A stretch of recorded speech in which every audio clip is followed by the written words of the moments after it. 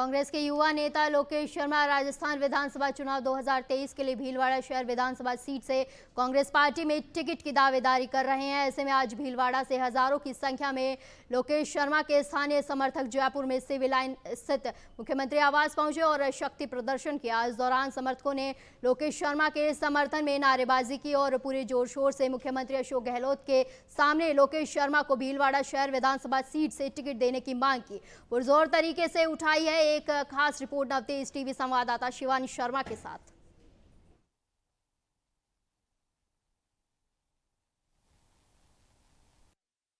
कार्यकर्ता अपने टिकटों को लेकर दावेदारी कर रहे हैं। ऐसे में आज सीएम हाउस पे हमारे साथ लोकेश शर्मा जी हैं और इनके साथ इनके कार्यकर्ता लोग मौजूद हैं जो नारे लगा रहे हैं, लोकेश शर्मा जिंदाबाद। आइए जानते हैं क्या दावेदारी कर रहे हैं लोकेश शर्मा जी, क्या दावेदारी है टिकटों को लेकर, क्या कुछ नया सामने निकल के आने वाला है?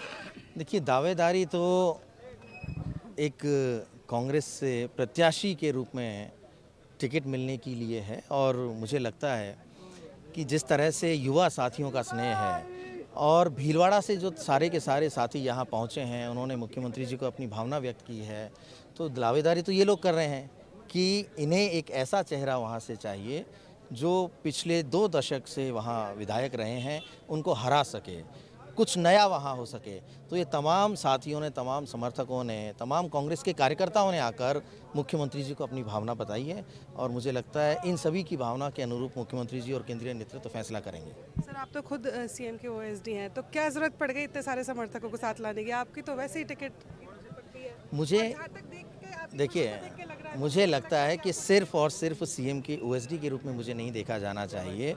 मैं पिछले 23 वर्ष से कांग्रेस का एक सक्रिय कार्यकर्ता हूं और मैंने 96 में राजस्थान विश्वविद्यालय का चुनाव लड़ लिया था। एनएसयूआई के ज़माने से मैं 2000 में एनएसयूआई का स्पोक्स पर्सन और स्टेट जनरल सेक्रेटरी था। तो कांग्रेस पार्टी का एक सक्रिय कार्यकर्ता हूं मैं। उस नाते जो एक प्रोसेस होता है टिकट के लिए अपनी बात रखने का, अपने साथियों को अपनी भावना व्यक्त करने का, वही बात हम सब लोग मिलकर कर रहे हैं। तो इसलिए ऐसा नहीं है कि मुझे अगर उस प्रोसेस की आवश्यकता नहीं होगी, मैं अगर टिकट की कहीं से दावेदारी कर रहा हूं तो मुझे भी उसी प्रोसेस के साथ निकलना पड़ेगा। सर, बात करें टिकट की, तो आप भीलवाड़ा से टिकट मांग रहे हैं। क्या खास मुद्दे हैं जो आपको लगता है कि वहाँ पे ये योजनाएं होनी चाहिए या ये विकास होना चाहिए या ये काम होना चाहिए? पूरे प्रदेश में किसी भी वर्ग को अछूता नहीं छोड़ा गया है मुख्यमंत्री जी के द्वारा। तो किसी एक विधानसभा के लिए अगर हम बात कहें तो उस जगह पे परिवर्तन की आवश्यकता है जहां दशकों से भारतीय जनता पार्टी के विधायक जमे बैठे हैं। तो हम सब ये चाहेंगे कि वहां परिवर्तन हो और वहां भी विकास हो, क्योंकि जो लोगों को इतना लंबा समय हो गया है, उन्होंने आम जनता की परवाह करना पूरी तरीके से छोड़ दिया है। अब वहाँ की जनता चाहती है बदलाव हो और भीलवाड़ा जो एक टेक्सटाइल नगरी के रूप में पूरे देश में विख्यात है, उसका वही रूप हो जो उसका होना चाहिए। तो हम उसके लिए प्रयास करेंगे। सर, लगातार भीलवाड़ा से भाजपा को टिकट मिलता हुआ है, क्या लगता है कुछ हेरा फेरी होती है टिकटों में या क्या कुछ?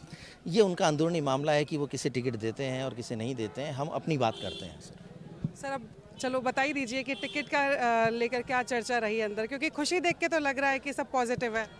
देखिए, हमें सबको खुश रहना चाहिए। ये निर्णय का काम मुख्यमंत्री जी का है और केंद्रीय नेतृत्व का है। सब ने अपनी अपनी भावना व्यक्त कर दी है। तो इसलिए देखो, मैं तो खुश इसलिए हूँ कि अपार स्नेह मुझे मेरे साथियों का मिल रहा है।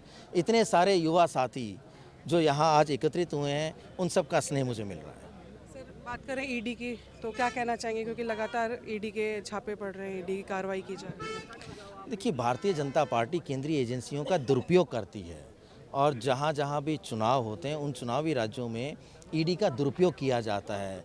उस ईडी की कार्रवाई से हमारे नेताओं को डराने का, धमकाने का प्रयास किया जाता है। मुझे लगता है उनका ये हथकंडा इस प्रदेश में कामयाब नहीं होगा। वो चाहे कितना भी डरा लें, कितना भी ये कोशिश कर लें, किसी भी नेता के ऊपर आरोप लगा दें, कहाँ क्या मिलता है, कहाँ उनको किसी भी कार्रवाई में आज तक कुछ मिला है।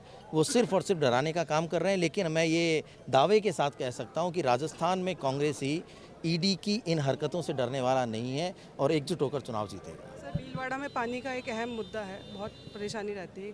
अगर आप जीतते हैं तो क्या प्रयास रहेगा? पहले जनप्रतिनिधि बनने दीजिए, फिर निश्चित तौर पर वहाँ की तमाम समस्याओं के समाधान के लिए काम करूँगा। तो ये थे हमारे साथ लोकेश शर्मा, जिनका दावा है कि अगर मैं भीलवाड़ा से जीतता हूँ तो मैं भीलवाड़ा की तमाम परेशानियों को दूर करने का प्रयास करूंगा और कहीं ना कहीं इनकी खुशी देख के लगता है कि इनको टिकट मिल भी जाएगा। कैमरा पर्सन राकेश गुप्ता के साथ मैं शिवानी शर्मा, नवतेज टीवी, जयपुर। देश और दुनिया की हर बड़ी खबर के लिए सब्सक्राइब करें नवतेज टीवी और पल पल के अपडेट्स के लिए बेल आइकन को दबाना ना भूलें, क्योंकि आपकी खबरों का भरोसेमंद साथी है नवतेज टीवी।